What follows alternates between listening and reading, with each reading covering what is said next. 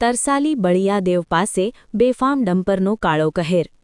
Activa ચાલકને અડફેટ લેતા ઘટના સ્થળે જ મોત। વડોદરા શહેરના તરસાલી વિસ્તારમાં બળિયાદેવ મંદિર નજીક આજે ગંભીર અકસ્માતની ઘટના સામે આવી છે।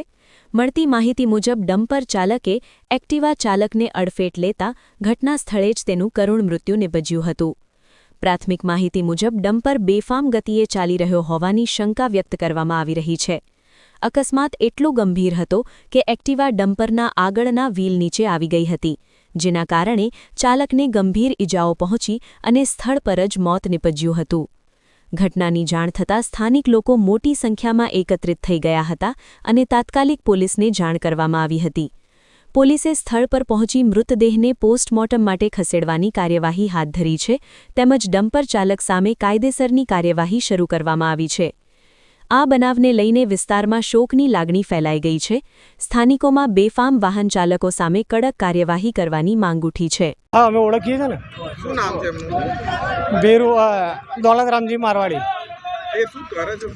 રિપેરિંગ કામ કરે છે, ટ્રકોનું, લક્ઝરીનું, નાનું મોટું। અને ક્યાં રહે છે એવું કંઈ ખબર પડી? સન ગોલ્ડમાં રહે છે મારા ખ્યાલથી। અને આપણે અકસ્માત થયો એવું કેવી રીતે જાણ થઈ?